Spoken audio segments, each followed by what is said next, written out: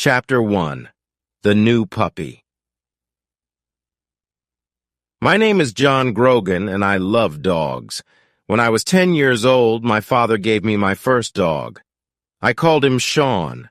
Sean was my best friend. He went everywhere with me, and he was very obedient. When I called him, he came to me. He played with me, and he walked next to me without a leash. In the car, he sat next to me quietly. After many years, Sean died. He was 14 years old. By that time, I wasn't a boy, I was a man. I had my first job. Sean was a great dog. I wanted to get another dog, but it had to be as wonderful as Sean. Some years later, I moved to Florida and married Jenny. Jenny and I had jobs with newspapers. We were very happy. We were young and in love, and life was wonderful. One day I bought a plant for Jenny. It was very large, with beautiful white flowers. Jenny loved it. Maybe too much. Every day she gave it water. In the end, the plant got sick and died. Some days later, I woke up early. Jenny wasn't in bed. I found her at the table with a newspaper. She had a red pen in her hand. "Jenny," I said, "what are you doing?" She showed me the newspaper. It was open at a page of ads. "Look at this, John," she said. I saw an ad with a big red line under it. Beautiful Labrador puppies, 5 weeks old. "I can't forget about that plant," Jenny said. "Why couldn't I look after a plant? I only had to give it water, but I killed it." She looked sad, but then she smiled. "I can't look after a plant, but maybe I can look after a dog. And later, maybe I'll be ready for a baby." I thought about that. Jenny and I wanted to have children one day, but we loved dogs, too. Our little house was a good place for a dog. We lived near a park and near a beach, and the house had a big yard with lots of trees. "Okay," I said. I put my arms around Jenny. "Let's get a dog." So some days later, we drove to the address in the ad. The house was in the middle of some woods. A woman came to the door, and there was a beautiful yellow Labrador with her. "I'm Lori," said the woman.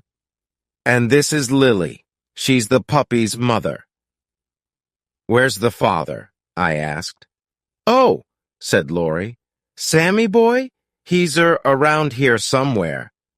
Then she said quickly, "Do you want to see the puppies?" Lori took us into a room behind the kitchen. There were a lot of newspapers on the floor and a large box by the wall. In the box were 9 yellow puppies. "Oh," cried Jenny, "aren't they beautiful?" We sat on the floor with the puppies. One little puppy really liked us. He climbed up our shirts and looked into our eyes. "The puppies are $375 each," said Lori, "but you can have that puppy for $350." I stood up and turned away from the puppies. Then I turned back quickly and shouted loudly. The other puppies ran away, but the little puppy ran to me and climbed over my shoes. "That's our puppy!" Jenny laughed. I held him in front of my face. I looked at him, and he looked at me. He had very large brown eyes. I gave him to Jenny, and she held him too. "I think he likes us," I said. We paid Lori for him. "Come back for him in 3 weeks," she said. "He'll be 8 weeks old, so you can take him then." We thanked Lori and said goodbye. On our way to the car, I put my arm around Jenny. "Isn't it wonderful?" I said. "We got our dog." "Yes," she said. "I can't wait to bring him home." Suddenly, we heard a loud noise in the woods. Something ran out of the trees, something large and yellow. It was a big Labrador, but this dog was very different from Lily. This dog was wild and dirty. It had a crazy look in its eyes. It ran quickly past us and around the back of the house. "I think," I said slowly, "that's Dad." Jenny and I tried to think of a name for our puppy, but each of us liked different names. One morning we heard a song by Bob Marley, the Jamaican singer, on the radio. Bob Marley was dead, but people played his music everywhere in Florida. Jenny and I liked his music too. Suddenly, at the same time, we shouted, "Marley!" "That's it!" I cried. "That's his name! Marley!" Jenny smiled. Some days later, Jenny's sister called her from Boston. "We're visiting Disney World next week with the children," she said. "Would you like to come with us?" Jenny wanted to go to Disney World very much. "But I won't be here when Marley comes home," she said. "That's okay," I said. "I'll go and get Marley." A week later, Jenny left for Orlando. That evening after work, I drove to Lori's house. Marley was a very large puppy now. "He eats a lot," said Lori. "Are you ready for your new home, Marley?" I said. I used his name for the first time, and it felt right. Marley sat next to me in the car. He tried to climb on me, but each time he fell back on the floor. In the end, he climbed up and sat on me. He wagged his tail happily. When we got home, I took off his leash. Marley began to sniff. He went around the house and sniffed everything. Then he sat back and looked at me with his large brown eyes. I could read Marley's thoughts. This place is great. But where are my brothers and sisters? I took Marley to the garage next to the house. It was a warm, dry room. "Marley," I said, "this is your room now." I put some newspapers down on the floor. I put some playthings down, too. Then I put some water in a bowl and made a bed from a large box. "You're going to sleep here," I said. I put Marley into the box. He looked sadly up at me. I went back into the house and closed the door. I stood and listened. I could hear nothing. Then I heard a cry, and then another cry. The cries got louder and louder. When I opened the door again, Marley stopped crying. I petted him for some time. Then I left again and closed the door. Marley started to cry again. I was very tired, so I went to my bedroom. My bedroom wasn't near the garage, but I could hear Marley's cries. I felt sorry for him. His family wasn't there. After I got into bed, I listened to Marley's cries for half an hour. Then I got up and went back to the garage. Marley stopped crying and wagged his tail. I carried his box into my bedroom and put it on the floor next to my bed. Then I got into bed and put my hand down into the box. Some minutes later, Marley was asleep. I slept too. Chapter 2. Life with Marley. For the next 3 days, I played with Marley. I lay on the floor and he climbed on me. He followed me everywhere and he tried to chew on everything. When Jenny came back from Disney World, she played with Marley too. She held him and petted him. She got up in the night and took him outside. Most of all, she gave him food. Marley ate 3 large bowls of puppy food every day. He got bigger all the time. His head and his paws were very large, and his tail was thick and heavy. When he wagged his tail, he pushed everything onto the floor, magazines and glasses and photos. Marley loved to grab things and hold them in his mouth. He grabbed things from the floor and from the dining room table. He grabbed shoes, pens, bottle tops, and many other things. "All right, what have you got this time?" I asked. When I opened his mouth, I always found something new inside. Every morning I took Marley for a walk on the beach. Then I put him in the garage with a bowl of water and some playthings. After that, I went to work. I always said, "Be a good boy, Marley." Jenny came home at lunchtime and gave him food. In the evenings, we took Marley down to the beach again, but our walks weren't easy. Marley ran in front of us and pulled on his leash. We pulled him back, then he pulled us again. He went this way and that way, and he sniffed everything. We tried to teach Marley, "Come, stay, sit down, no," but he didn't listen to us. He wasn't obedient. He was like an excited child, but every day he got bigger and stronger. "I killed the plant, but I'm good with Marley," Jenny said happily. One day, Jenny invited a friend to our house. Her friend brought her old dog Buddy with her. Buddy and Marley ran and played. Then they were tired, so they lay down in the yard. Some days later, Jenny was with Marley when she said, "Come and look at this, John." I looked and I saw something small and black in Marley's fur. "Oh no," I said, "Marley has fleas." They were on his paws, inside his ears, and under his tail. "Buddy had fleas, and he gave them to Marley," said Jenny angrily. She ran out and got into her car. Half an hour later, she came back with bags of chemicals. First, she washed Marley's fur with the chemicals. Then she put him in the garage and cleaned the house carefully. I cleaned the yard. Every day after that, we looked in Marley's fur, but we couldn't see any more fleas. Some weeks later, Jenny said, "John, I'm going to have a baby." "That's wonderful," I said. I was very happy. We were ready for a baby now. Then Jenny said, "But will those chemicals be a problem?" "What chemicals?" I asked. "What do you mean?" "Don't you remember? I used very strong chemicals when Marley had fleas." "They can't be good for a baby," she said. She talked to her doctor about the chemicals. "It's all right, Jenny," he said. "Everything will be okay."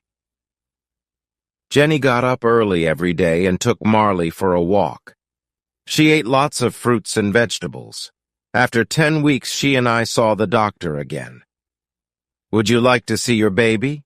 he asked. "Yes, please," we said. We felt very excited.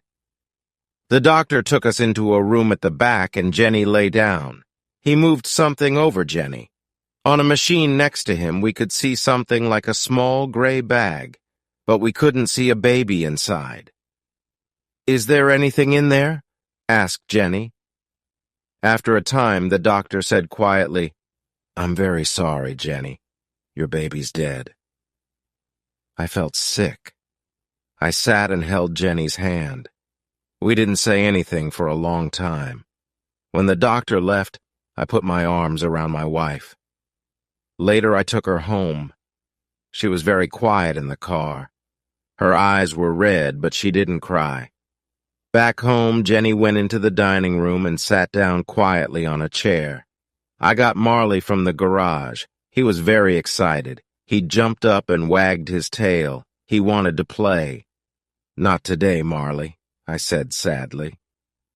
Marley ran into the yard. He came back into the house and drank water from his bowl. Then he ran into the dining room and I followed him.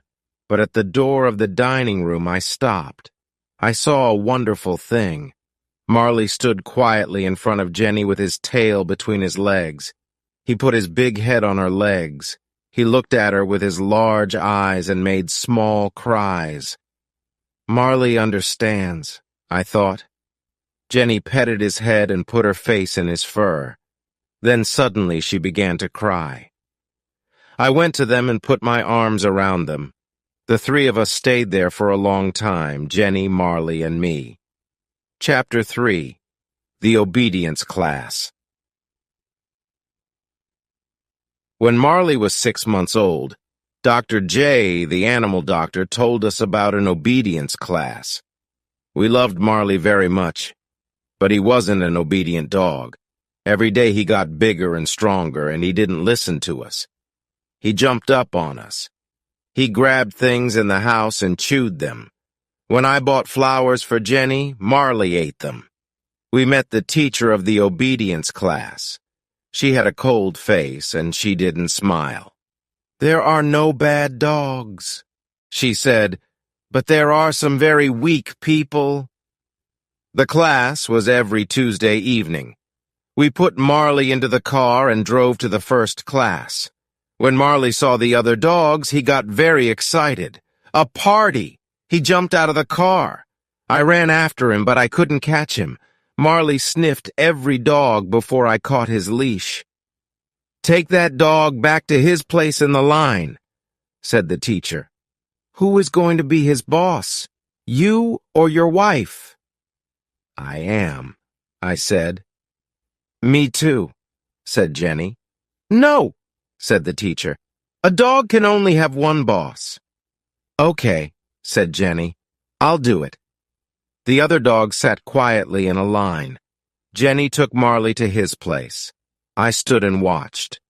Suddenly Marley saw another dog at the end of the line. That dog looked interesting. He started to pull Jenny. She tried to stop him, but she couldn't. Marley was stronger than Jenny, so he pulled her to the other dog. Then he sniffed around it. "That dog thinks he's the boss," said the teacher coldly. She started to teach the class sit and down. "Sit," Jenny told Marley. But Marley didn't want to sit. He jumped up and put his paws on Jenny.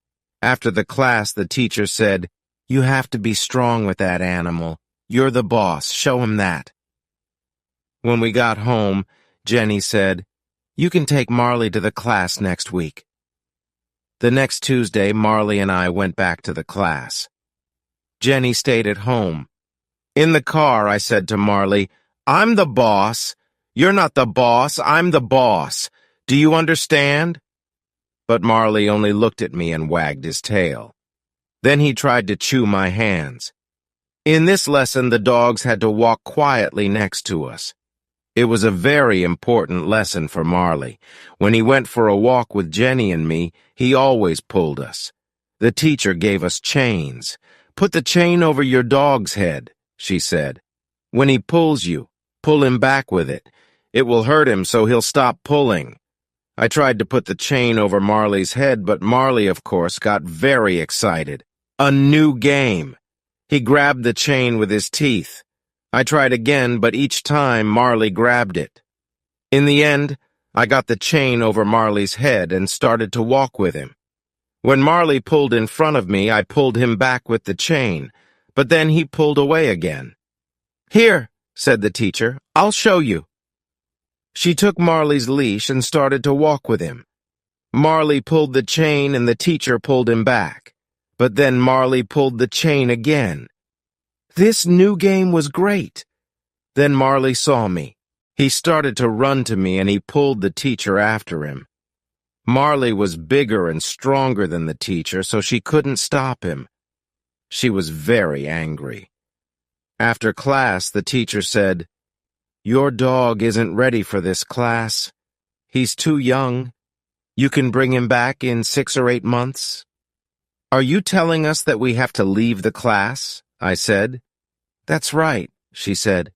"You have to leave." Because Marley couldn't go back to the class, I started to teach him at home. But it was difficult. Marley wasn't a fast learner. We had another problem with Marley.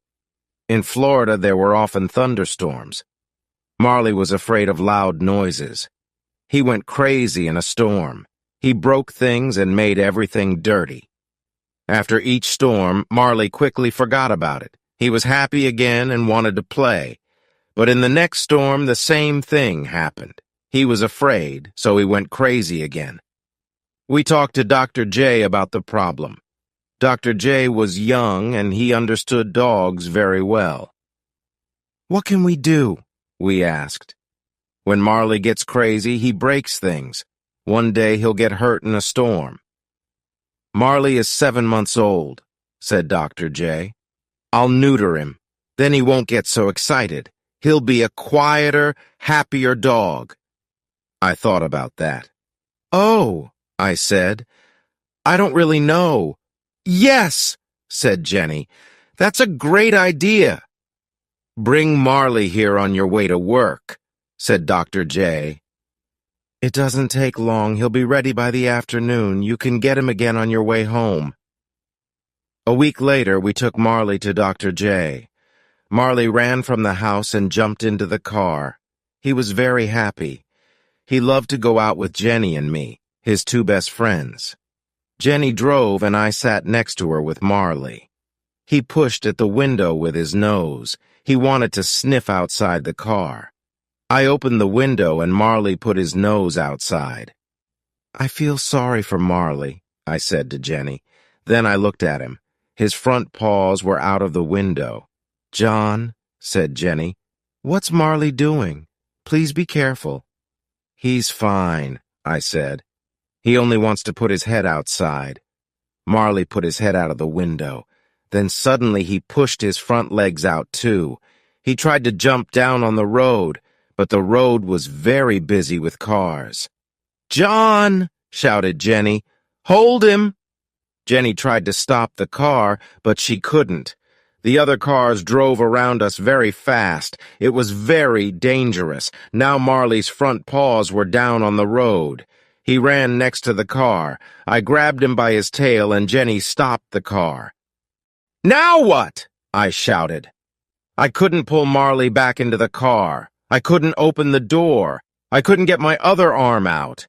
And there were cars all around us. The other drivers looked at us angrily. Jenny opened her door and got out of the car. She ran around it and grabbed Marley. I opened my door and got out too. In the end, we got Marley back into the car. When we got to Dr. J's, I took Marley inside. He sniffed everywhere, then he pushed over a table with magazines on it. I gave Marley's leash to Dr. J. "Please neuter him as quickly as possible," I said. "Please." That evening, when I took Marley home, I saw a change in him. He wasn't excited and crazy. He moved quietly and slowly. Good, I thought. Chapter 4. Changes at Home. Jenny and I worked hard at our jobs. We also worked hard at home.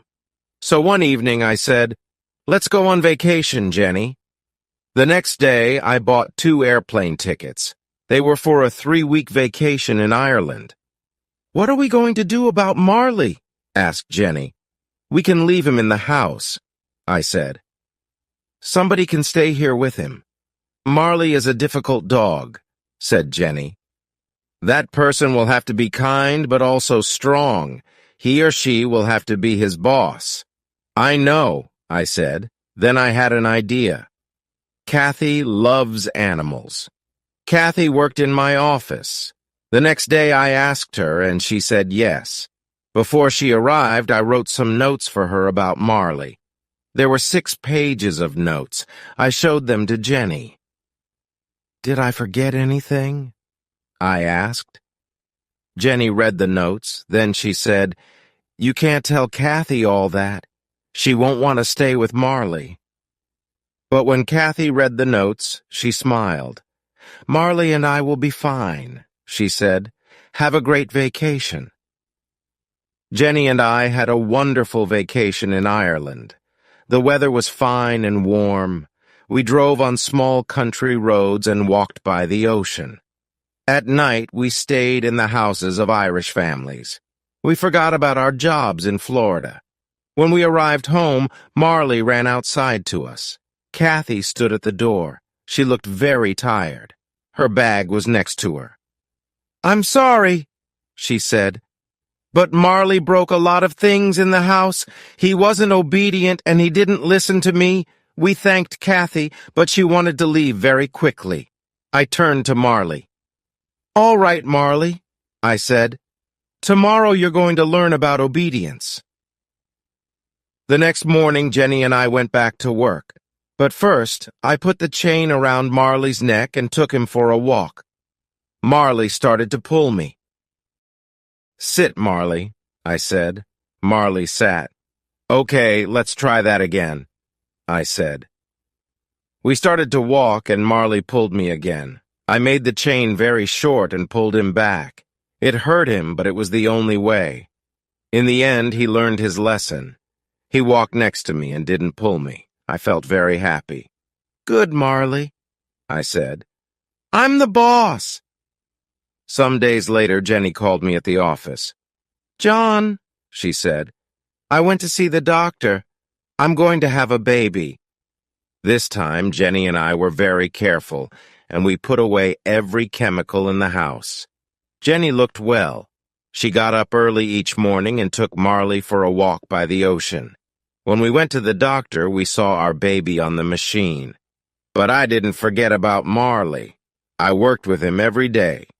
Marley was more obedient now, but he didn't listen to me all the time. He came when I called him sometimes. In our yard, we had a fruit tree. Marley loved eating fruit, but it went through him quickly. His poop was everywhere in the yard. He ate a lot of other things, too. These went through him and came out in his poop toys, pens, and bottle tops. I bought Jenny a beautiful chain for her birthday. She loved it, and she put it around her neck. But some hours later, she cried, "My chain! Where is it? Maybe I didn't put it on right." "We didn't go outside," I said, "so it's here in the house." We looked in every room, but we couldn't find the chain. Suddenly, Jenny said, "What's that in Marley's mouth?" I saw the end of a thin chain. "Oh, no," I cried. "Okay, Marley. It's all right. Come here now. Please give us the chain." But Marley only looked at us. Suddenly, he threw his head back. "He's eating the chain," cried Jenny. I opened his mouth and pushed my hand down, but I couldn't find the chain. "We'll have to wait," I said. "The chain will go through Marley and come out in his poop." I gave Marley lots of fruit. We waited for 3 days. I followed Marley everywhere. When he pooped, I looked for the chain, but it wasn't there. On the 4th day, I found it. After I washed it, it was very clean. It had a beautiful shine. "That's wonderful," Jenny said. "It shines better than before." Jenny wore that chain for years. When I saw it, I always thought of Marley. Our son was born in St. Mary's Hospital in Palm Beach. We called him Patrick, an Irish name. "Things are going to change at home for Marley now," said Jenny. "Maybe he won't like the changes." I brought Jenny and Patrick home from the hospital. Patrick was asleep and we put him on our bed. Then we went to the garage and brought Marley into the house. He followed Jenny into the bedroom, but he didn't see Patrick on the bed. Then Patrick made a small noise and Marley's ears went up. "Where did that noise come from?" Patrick made another noise. Marley held up a paw and Jenny and I watched him. What's Marley going to do? I thought.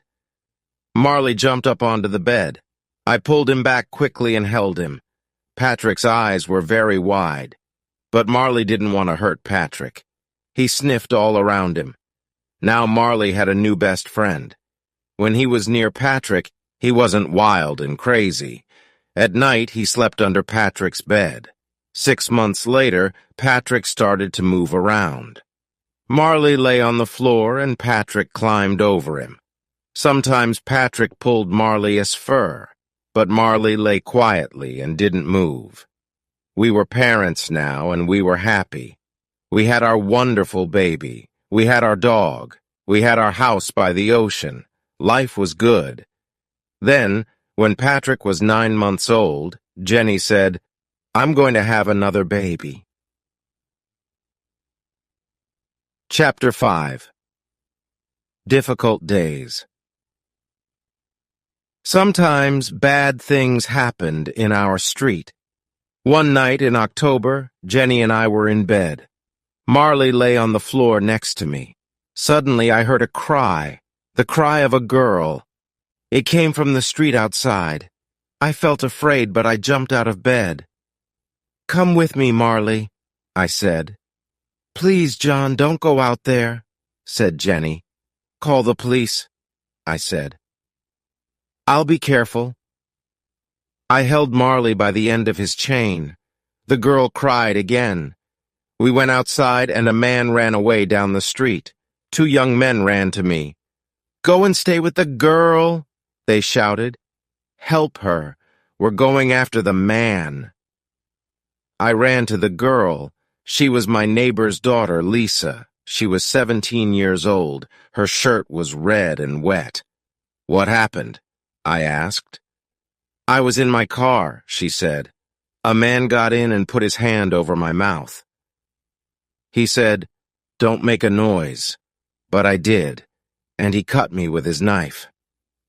I held Lisa in my arms. "It's going to be all right," I said. But I didn't really think that. Lisa's face was gray, and she was very weak. I looked at Marley. He stood and looked down the street. He looked strong and ready for a fight. Nobody could get past him. Some minutes later, the police arrived with Doctor, and they took Lisa away. A policeman asked me questions.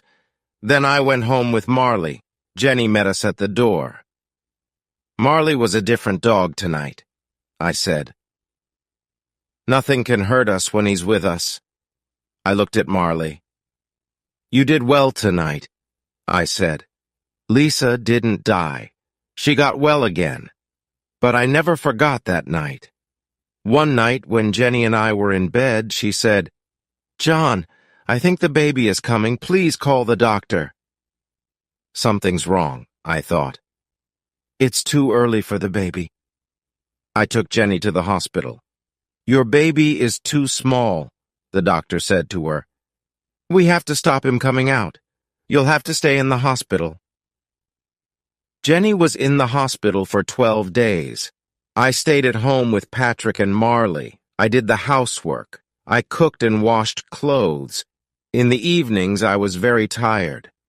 Marley sat and looked at me sadly. I could read his thoughts. "I don't understand. Why doesn't John want to play with me? Why doesn't he take me for walks? And where's Jenny?" I didn't do things at home very well. I left the bathroom door open all the time. Marley loved to go into the bathroom and to drink water from the shower. One day I took Patrick on a visit to the hospital. "What did you do to Patrick?" Jenny asked. "What do you mean?" I asked. "He's fine." "Look at him," said Jenny. I looked. His arms were in the legs of his baby clothes. Jenny called my Aunt Anita. She also lived in Florida, but in a different town. "Please, can you look after John and Patrick?" she said. 2 days later, Aunt Anita arrived. She did the housework, and everything at home was fine again. When Jenny came home, she had to stay in bed all day. This was a very difficult time for her. She couldn't cook or go for a walk. Worst of all, she couldn't hold Patrick. Marley brought his playthings into the bedroom and lay on the floor next to Jenny. He stayed there day and night. Aunt Anita had to go home to her husband, so I had to look after the house again. Then, one day, when the doctor visited Jenny, he said, "You can get up now. The baby is bigger." Jenny was very happy. She got up and played with Patrick and Marley. She started to do the housework. The next day, we went to a Greek restaurant for lunch. But suddenly, the baby started to come, so I took Jenny to the hospital. Then everything happened very quickly. 1 hour later, I held my beautiful new son in my arms. Jenny and I had 2 sons now, Patrick and Connor. One was 17 months old and one was a baby. We were very happy with our sons, but we were tired all the time. The babies woke us every night. We couldn't sleep for more than 2 hours. Connor had problems with Jenny's milk. After he drank, he was sick. So Jenny was very sad. "What's wrong with me?" she said. "Connor doesn't like my milk. Maybe I'm not a good mom." She started to get angry quickly. She didn't get angry with Patrick and Connor, but she was often angry with Marley and me. Marley could do nothing right. I bought a plant and planted it in the yard. The next day, Marley pulled it out and ate it. Then he broke a door in the house. He went crazy when there was a thunderstorm. One day when I got home from work, I found Marley with Jenny. Jenny was very, very angry. "Why do you break everything?" she shouted. "You're a very bad dog." Marley stood with his head down, and she hit him again and again. I went and grabbed Jenny's arms. "Hey, hey, hey!" I shouted. "Stop! Stop!" I looked into Jenny's face, but the look in her eyes was new to me. Her face was the face of a stranger. "Get him out of here," she said. "Get him out of here now." I opened the front door and Marley ran outside. When I turned back for his leash, Jenny said, "You have to find Marley a new home." She couldn't mean it. She loved this dog. I walked out of the door. Marley ran and jumped around. He wasn't hurt. I took Marley into the street and said, "Sit!" He sat. I put his chain over his head with the leash, then I took him for a very long walk. When we got home, Marley was very tired. I took off Marley's leash and he ran to his bowl. The water went everywhere on the floor. I cleaned it. Jenny sat in a chair with Patrick and Connor. When I walked past her, she said quietly, "I want that dog to leave." I felt very sad. Marley was my friend and I loved him. I didn't want to find a new home for him. But I also had a wife and 2 small children. I had to think about them. I talked to my friends and neighbors about Marley. "Do you want a Labrador?" I asked.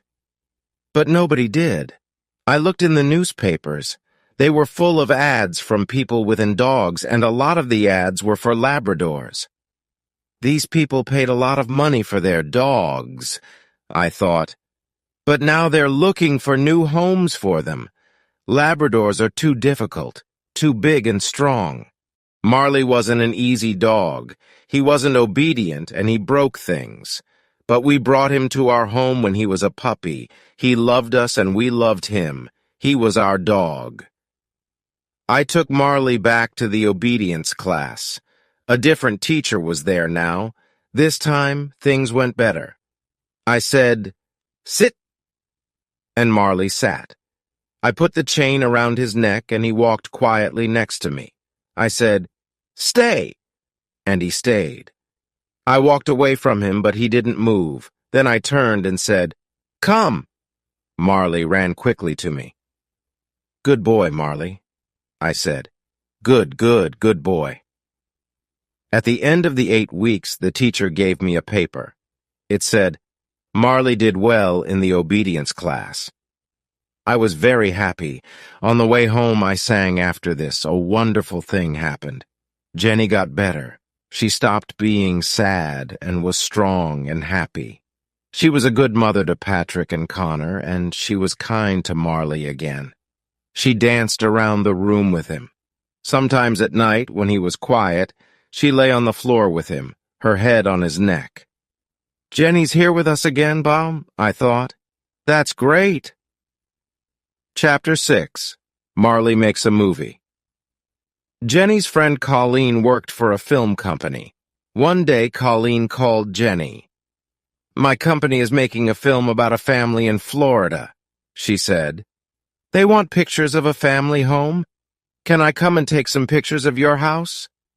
Colleen came and took photos of our home and the children and of Marley, too. She showed them to her boss, Bob Goss. Some days later, Jenny called me at work. "Bob Gossy is making a movie about a family with a dog," she said excitedly. "So he's looking for a dog, a big family dog. He saw Colleen's photos and he's interested in Marley." "Really?" I said. "You mean Marley? Our Marley?" The next day, Colleen came to our house and took Marley to her boss. 2 hours later, she brought him back again. "Marley was great," she said. "Everybody loved him." Some days later, the company started filming. "Bring Marley to the Gulfstream Hotel at 9 o'clock, Bob Gossy told us. We put the children and Marley into the car and drove to the hotel. A lot of people stood outside. The police were there, too. One of the policemen looked inside the car. He saw Jenny, 2 small children, and a large dog. "You can't come this way," he said. "You have to turn back." "But we're with the film company," I said. "Our dog is in the movie." "Really?" the police officer said. Then he looked at a paper in his hand. You have the dog? Marley's name was on the paper. I have the dog, I said. Marley the dog. Oh, said the policeman. He turned to another policeman and shouted, He has the dog, Marley the dog. Then he turned to us again. You can come in, he said. I felt very important. Marley was famous. The cameraman started to film Marley, but Marley wasn't obedient. He ran and jumped. He chewed through his leash. Cut, cut, cut, shouted Bob Goss. At the end of the day, we took Marley home.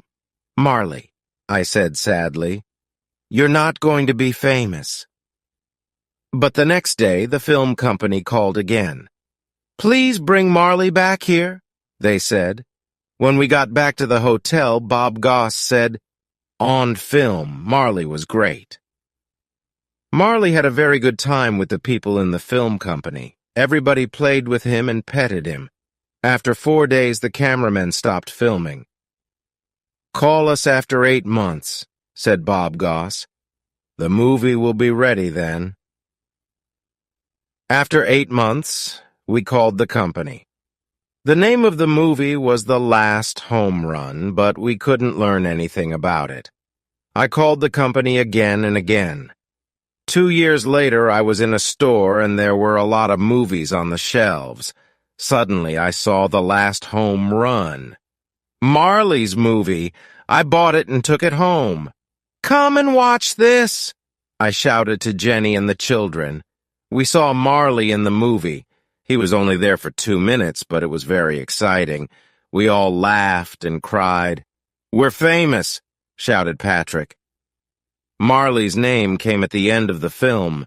In big letters it said, Marley the dog. Sometime later, we said goodbye to our home in West Palm Beach. The place got more and more dangerous, and our house was too small for 2 children and a large dog. So we moved to a bigger house in another city, Boca Raton. A lot of rich people lived in Boca Raton. They had expensive cars, big houses, and beautiful clothes. There were many good things about our new house. Near the house was a small park. But best of all, it had a pool. We all loved the pool, but Marley loved it most. He jumped in with me and climbed on me. But there was a problem with the garage in our new house. It had no windows and it got very hot in summer, so we couldn't put Marley in it when there was a thunderstorm. I took Patrick and Connor to the pet store and we bought a strong cage for Marley. We put it next to the washing machine. I put some food in the cage. Come here, Marley, I called. Marley went inside and I closed the door of the cage after him. He lay down on the floor and chewed his food happily. This is going to be your new home when we're away, I said. That evening we went out for dinner. Before we left, I opened the door of the cage. Marley walked inside and I closed the door. Be a good boy, Marley, I said. We had dinner in a restaurant, then we went for a walk. This is great, said Jenny. We can forget about Marley. We know he's fine in the cage. She smiled happily. We went home and walked to the front door. I looked at the window next to it. Something was there, in the window, something black and wet. It was Marley's nose. What's that? I said. How could, Marley? When I opened the front door, Marley ran to us happily. Everything in the house was fine. Then we looked at the cage. The door was open. But how did Marley get out? Asked Jenny. He opened the door from inside, I said. He's smart, and he's very strong. Day after day when we left the house, we put Marley into the cage. When we came home, sometimes he was there. Sometimes he was at the window. We tried to make the cage stronger, but Marley was stronger than the cage. When he wanted to get out, he pushed the door open. Chapter 7. The World's Worst Dog. Many people in Boca Raton had dogs, but their dogs were very different from Marley. Most of these dogs were very, very small. Rich women carried them in their handbags and took them into expensive stores and in their fast cars. Marley wanted very much to be friends with these small dogs, but the dogs didn't want to be friends with Marley. The weather in Boca Raton was very good, so lots of restaurants had tables and chairs outside. Customers brought their dogs with them to the restaurants. People ate their food or drank coffee, and their dogs lay quietly on the ground. One Sunday afternoon, we went out for lunch. We parked our car and walked up and down the street. Many other people were out with their dogs, too. Marley walked next to me on his leash. We found a restaurant and sat down outside. I put Marley's leash around one of the legs of the strong, heavy table. The waiter came and we asked for some drinks. Then Jenny held up her glass happily. "To a beautiful day with my beautiful family," she said. Suddenly, our table started to move. It moved quickly between the other tables and the other customers. "What's happening?"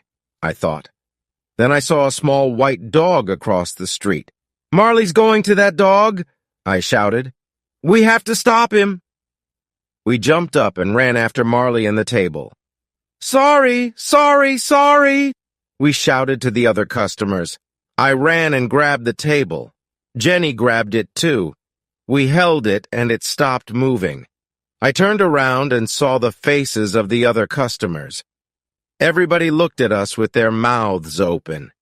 We carried the table back to its place and a waiter came. "I'll get some more drinks for you," he said. "No, said Jenny. "We'll pay for our drinks and leave." Jenny and I had another baby. This time it was a girl, and we named her Colleen. When Colleen was 2 months old, I had my 40th birthday. I wanted to do something exciting on my birthday, but it was a very quiet day. When I arrived home from work, Jenny was tired. By 8:30, all 3 children were asleep, and Jenny was too. I felt a little sad. I took a drink outside. I sat and looked at the ocean.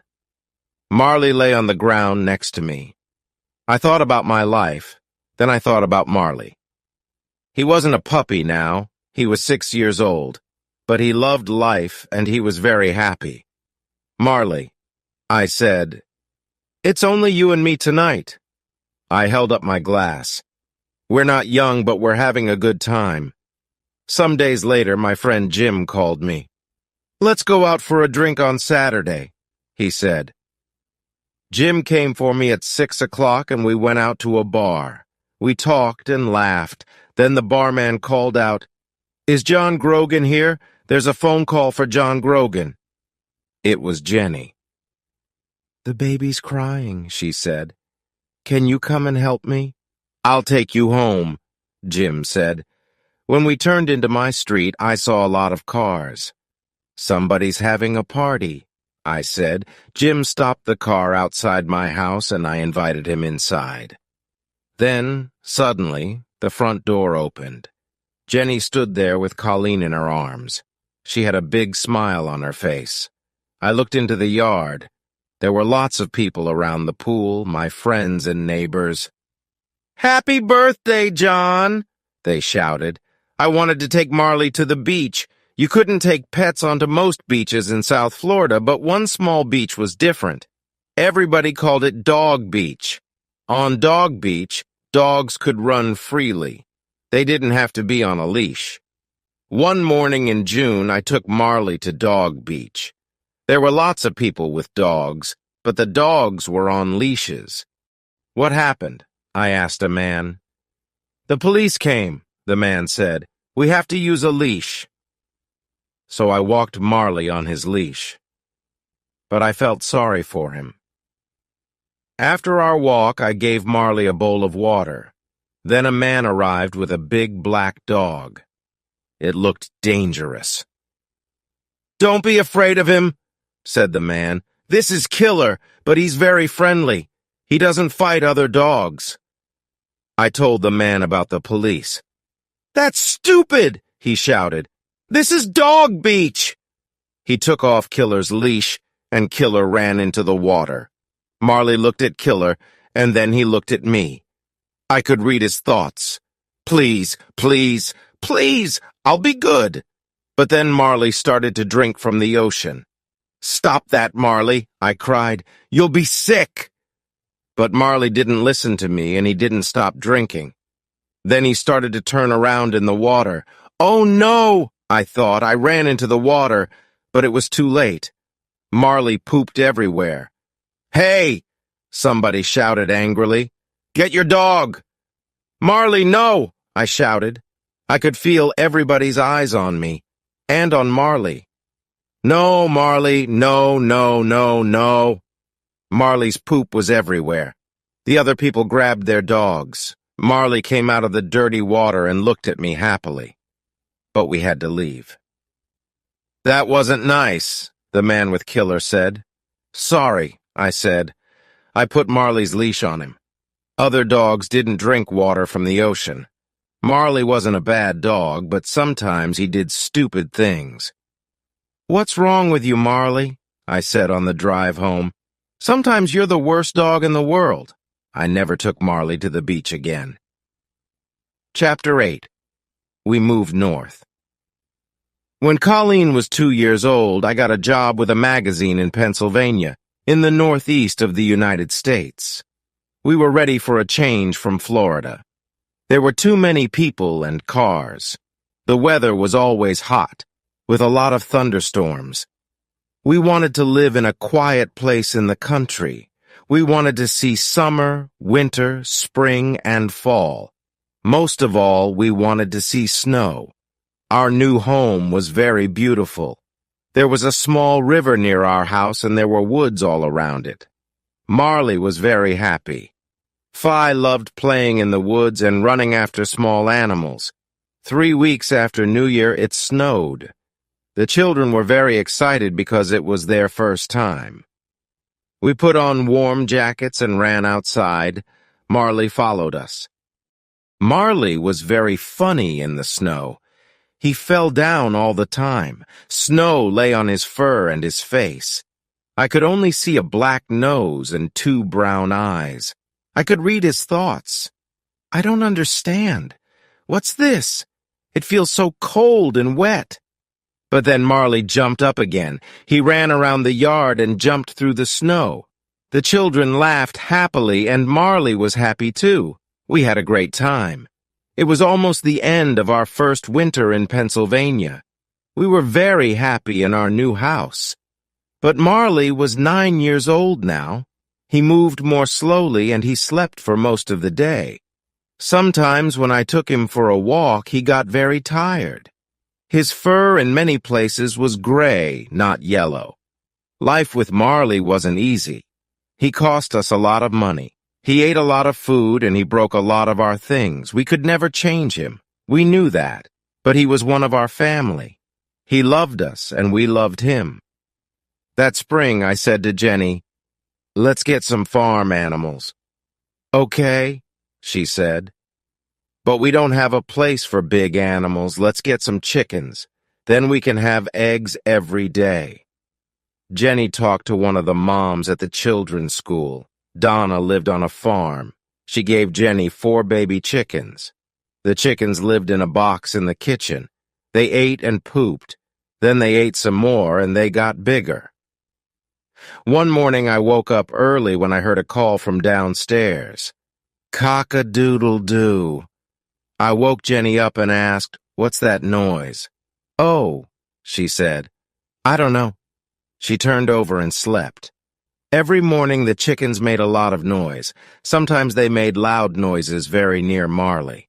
Marley was usually afraid of loud noises, but he didn't move away from the chickens. That's strange, I thought. Can't Marley hear the chickens? One afternoon when Marley was asleep in the kitchen, I walked up behind him. "Marley," I said, but Marley didn't move. "Marley," I said again. Nothing. "Marley!" I shouted. Marley turned. He stood up and wagged his tail. "Oh no," I thought. "Marley can't hear." But Marley could hear some things. When we put food in his bowl, he always heard the sound of his dinner. He ran in from the next room. Marley was always hungry. He ate 4 big bowls of dog food every day, and he also ate our food. Labradors are big dogs, and Marley was a very large Labrador. But he never got fat. One day I came home from work early, and I went into the kitchen. Marley was there. He didn't see me, and he didn't hear me. There was a sandwich on the kitchen table. Marley stood up and put his paws on the table. Then he ate the sandwich. "What are you doing, Marley?" I asked. "You are a bad dog." But he didn't hear me. He ate the sandwich happily. I put my hand on Marley's fur, and he jumped. When he saw me, he lay down on the floor. He looked up at me, and I started to laugh. I couldn't be angry with Marley. He was old now, and he couldn't hear. I couldn't change him. The chickens weren't afraid of Marley, and he never tried to catch them. They walked around the yard, and Marley went with them. Chapter 9. Marley Gets Older. Jenny and I had a good life. Our children were young. We felt young, too.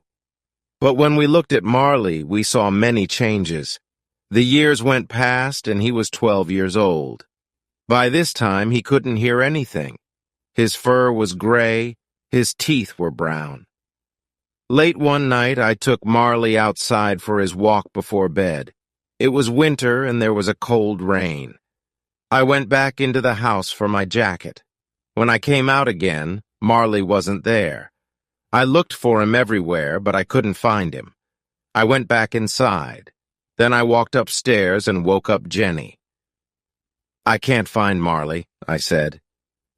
"He's out there in the rain." Jenny pulled on her jeans and shoes, and we went outside again.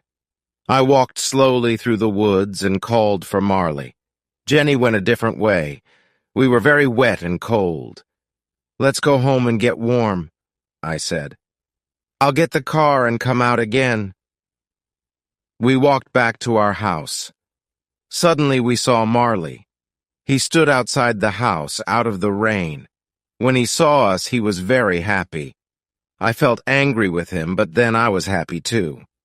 I brought him inside and dried him. Marley was very tired. He went to sleep and woke up at noon the next day. Marley couldn't see well now. His fur started to fall out too. Jenny cleaned the house every day, but his hairs were everywhere. But Marley's biggest problem was his hips. They hurt him a lot, and he couldn't move quickly. He couldn't climb the stairs easily, but he tried to follow us everywhere. Marley had good days and bad days. One spring evening, I took him for a short walk around the yard. The night was cold, and there was a light wind. I ran, and Marley ran with me. "Marley," I said, "you're a puppy again." We ran back to the house. There were 2 small stairs in front of the door. When Marley tried to climb the stairs, he fell down. He lay on the stairs and looked sadly up at me. Marley was too heavy for me. I couldn't carry him, so I had to push him up the stairs. Then he stood up and went into the house. When I looked at Marley, I thought, we only have one life, and it can change very quickly. I enjoyed my job on the magazine, but I really wanted to work for a newspaper again. Newspapers were more exciting, and I liked writing about big stories. I also liked getting letters and calls from readers. A friend told me about a job on the Philadelphia Inquirer. This was one of the best newspapers in the United States. I wrote to the newspaper and I got the job. I was very happy. In the summer, Jenny visited her sister in Boston. She took the children with her. I didn't go because I was busy with my new job. Every day I was away from home for 10 or 12 hours, so we took Marley to a vacation home for dogs. Some days later, an animal doctor called me from the home. "I'm sorry," she said. but Marley's very sick. When he saw the other dogs, he got very excited. He ate his food too quickly. Then he had a bad problem with his stomach and he almost died. He's a little better now, but it will happen again. Oh, I said. What are you saying? Do you want us to help end Marley's life? She said. I'm sorry. Oh, I said. I couldn't think. I have to talk to my wife. I called Jenny in Boston and we had a long conversation about Marley. In the end, Jenny said, "The doctor's right. We have to do the best thing for Marley." I called the doctor back. "Yes, Marley's a very old dog," I said. "Life isn't so good for him now. He doesn't have many teeth and he can't hear. His hips hurt him too." "Yes," she said. "Maybe we have to put him to sleep, but I'll call you again in an hour." When the doctor called again, she said, "Marley's a very sick dog, but he isn't getting worse." The next morning she called again. "We can wait," she said. "Marley's eating. You can take him home tomorrow." I was very happy. The next evening after work, I went to the dog's home. Marley was very thin and weak. I thanked the doctor. "Everybody here loves Marley," she said. One of the workers helped me put Marley into the car. Then I drove him home. He couldn't climb the stairs to the bedroom, and I didn't want to leave him. So that night I put a sleeping bag on the floor and lay down next to him. "Tomorrow Jenny and the children are coming back," I said. "But tonight, Marley, it's only you and me." I thought about my first night with Marley when he was a small puppy. That night he cried for his mother, and then he slept in a box next to my bed. Now, 13 years later, here we were again. I put out my hand and petted him. In the next weeks, Marley got a little better. A lot of the time he lay on the floor in the family room, asleep in the sun. But one morning when I was in the bedroom, I heard a noise. Then Connor shouted, "Help! Marley fell down the stairs." Marley lay at the bottom of the stairs. Jenny and I ran to him, but then he got up and walked away. "Marley had a bad fall," I told the children. "But he's okay." But Marley was hurt. When I got home from work that evening, he couldn't move. When he saw me, he tried to get up, but he fell down again on the floor. "I don't think Marley can go upstairs again," I said, but I was wrong. The next day I was upstairs at my computer in my bedroom when I heard a sound. I turned around. Marley stood at the bedroom door. "Marley," I said, "what are you doing here?" I went to him and petted him. Then I looked into his eyes. "Marley," I said, "you're going to tell me when it's time, right?" Chapter 10. A Great Dog. Winter arrived early that year. The children waited for the snow. Can Marley live through another winter? I thought Jenny and I took the children to Disney World in Florida. It was their first Christmas away from home, and they were very excited. Jenny took Marley to the animal doctor's office. They gave him a home there and watched him carefully. We had a great family vacation, but on the way home somebody called us from the doctor's office. "Marley's very tired," she said, "and his hips are really hurting him." The next day, Jenny went for Marley. He got out of the car, but he couldn't walk into the house. He lay on the ground outside. Jenny called me at work. "I can't get Marley inside," she said. "He can't get up." I left my office and went home. When I arrived, Marley was inside the house, but he was very sick. He lay on the floor. For the first time in 13 years, he didn't get up when he saw me. His eyes followed me, but he didn't move his head. I looked at his stomach. It was very big. I called the animal doctors. "Bring Marley here now," a young woman doctor said. I looked at Jenny and she looked at me. "Marley has to go to the hospital," we told the children. "The doctors are going to try to make him better, but he's very sick." With Jenny's help, I put Marley into the back of the car. He lay on the floor. I petted his head. "Oh, Marley," I said again and again. At the hospital, I helped him out of the car and took him inside. The young doctor took him away. Then she came back and showed me some pictures of the inside of Marley's stomach. "I'm very sorry," she said quietly. "We can't do anything for Marley now." "I understand," I said. "Please, can I say goodbye to him?" "Yes, of course," she said. "Have as much time with him as you want." Marley was asleep.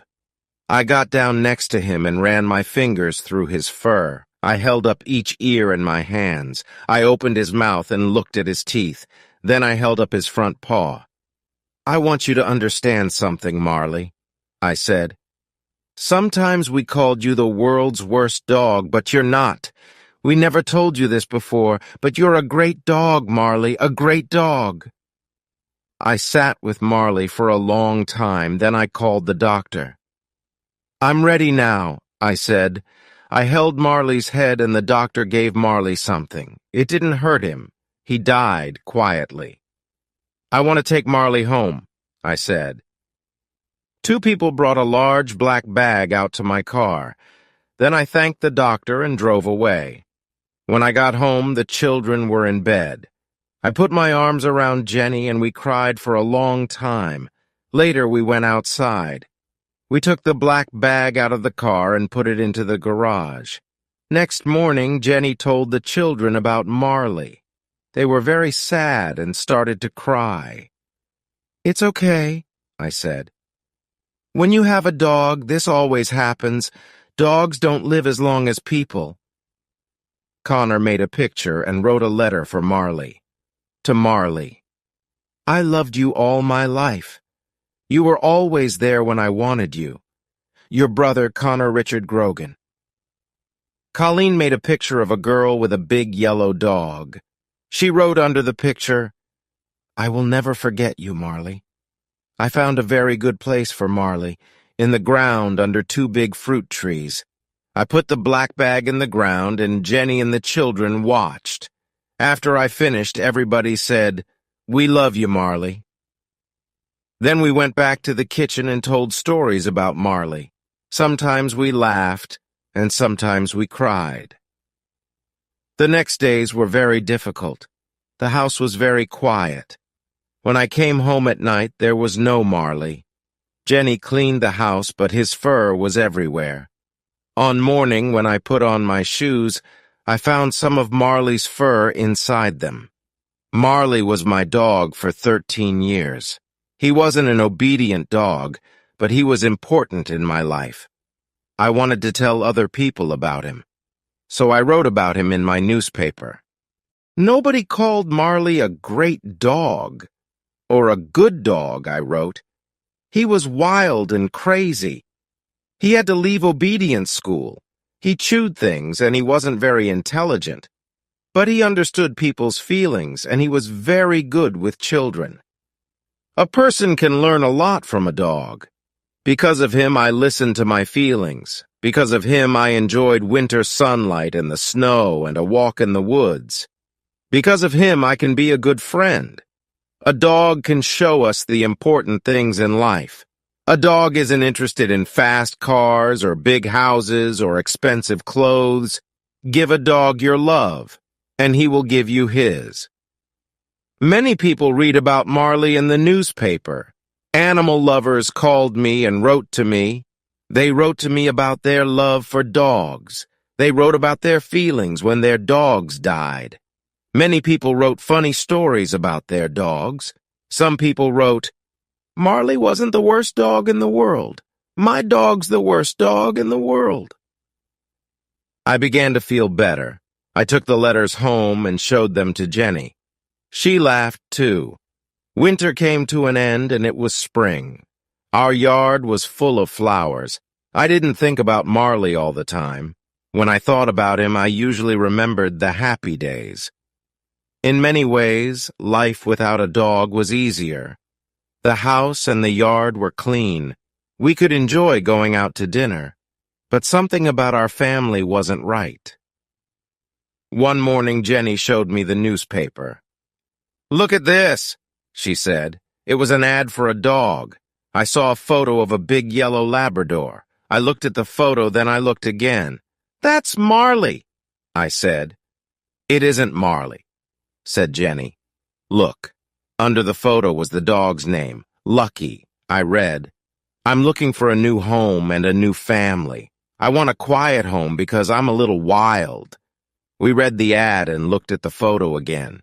We didn't say anything for some time. Then I said, "We can go and look at him." "Yes," said Jenny. "Why not?"